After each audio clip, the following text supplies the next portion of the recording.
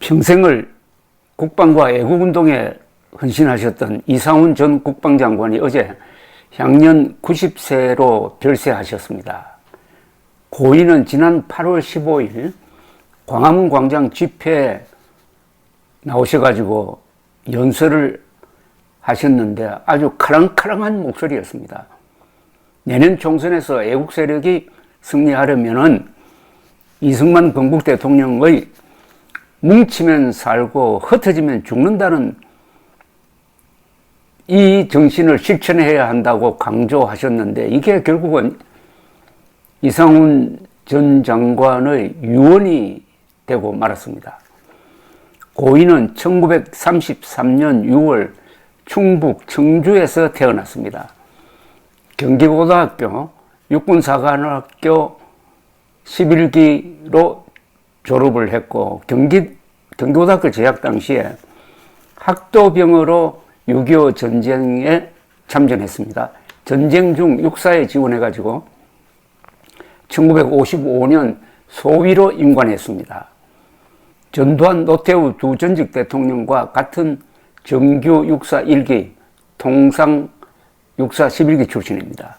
베트남 전쟁에도 참전해서 맹호부대, 즉 수도 기계화 보병사단 26년대 1대대장으로 무공을 세웠고 이후 한미 제1군단 정보참모, 육군 제3군단장, 합동참모본부 본부장을 지냈습니다. 1983년에는 한미연합사령부 부사령관을 지내고 1985년 육군대장으로 예편했습니다. 그는 정규 육사 출신들의 사조직인 전두환 장교가 주도했던 하나회에 들지 않고 그와 맞서는 입장이었습니다.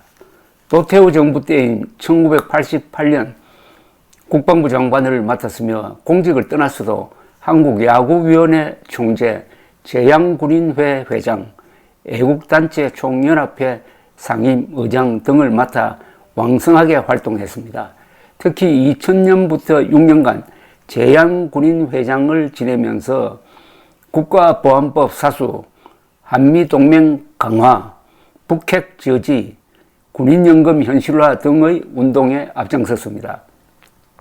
서울시청 앞 광장에서 많은 시민들이 모였던 그리고 행동하는 우파의 힘을 최초로 보여준 2003년 3월 1일 서울시청 앞 집회 그리고 보안법 폐지를 하려고 한 노무현 정권의 기도를 좌절시킨 2004년 10월의 대집회를 이끌었던 분입니다.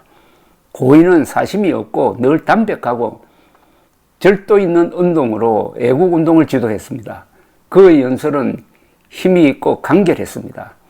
애국단체장직을 여러 개 맡았는데 현직에서 물러난 다음에도 연세가 있으신데도 불구하고 애국투쟁의 현장을 자주 찾았던 분입니다.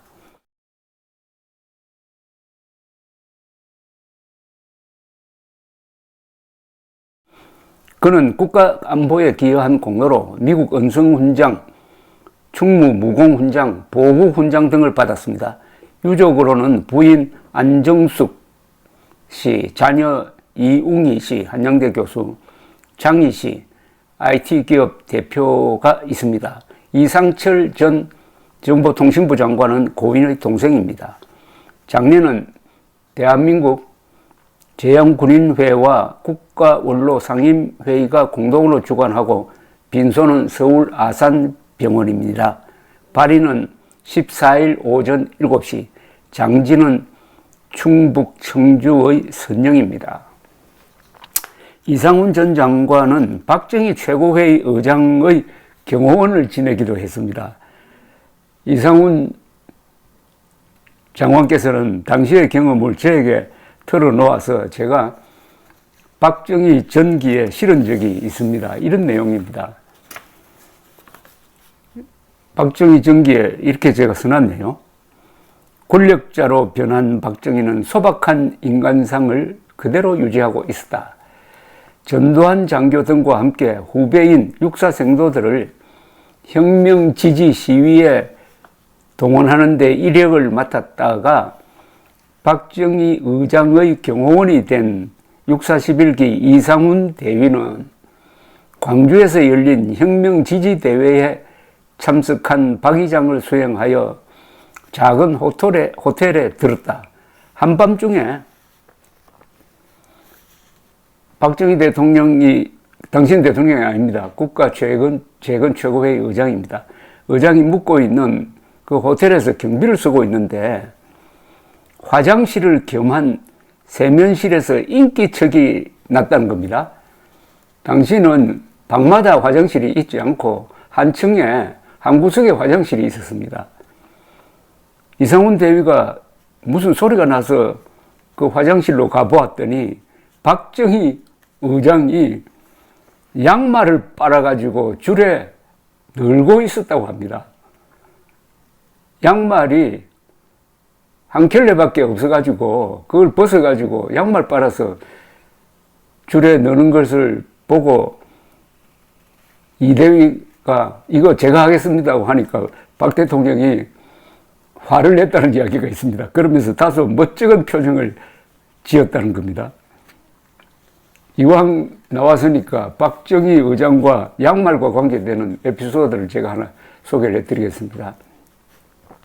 5.16 당시 국무원 사무처 보도과장은 국방부 보도과장 출신인 시인 이용상 씨였습니다. 혁명정부 하에서는 공보부의 보도처 보도과장으로 일하게 되었는데 박정희가 구사단 참모장일 때 그 밑에서 정훈부장으로 근무했던 분이 이용상 시인이었습니다. 이 계급을 떠나서 박정희 대통령 집안과 인간적으로 아주 친밀했던 분입니다. 그래서 기자들은 이런 사실을 알고 이용상 씨에게 박정희 의장과의 기자회견을 주선해달라고 졸랐습니다. 이용상 씨는 장충동에 있던 의장 공관으로 전화를 걸었습니다. 유경수 여사가 받았습니다. 박 의장이 언제 돌아온다는 것만 확인했어요. 그래서 이용상 씨는 중앙청 출입 기자들을 다 데리고 무턱대고 장충동 의장 공관으로 갔다고 그럽니다.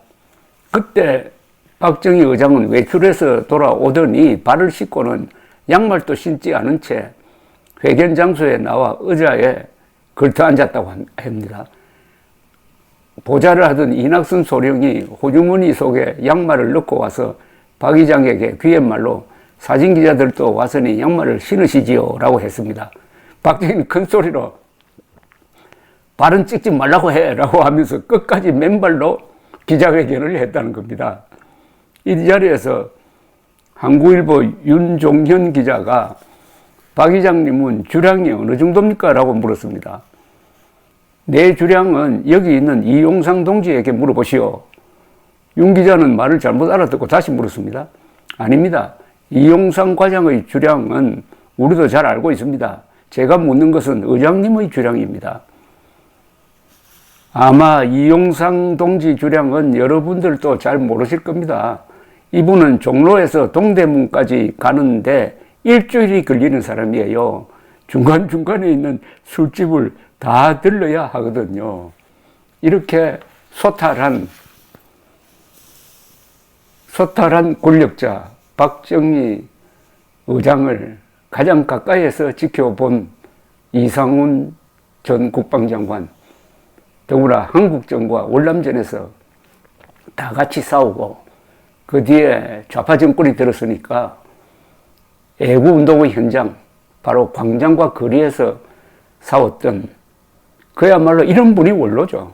한국에 원로분들 많습니다. 그런데 원로로 대우를 안 하면서 한국에 원로가 없다고 개탄하는 사람들이 있어서 정말 안타깝습니다만은 그야말로 애국 원로, 온 생애를 나라를 지키고 반공 자유민주주의 체제 수호하는 데 바쳤던 이상훈 전 장관의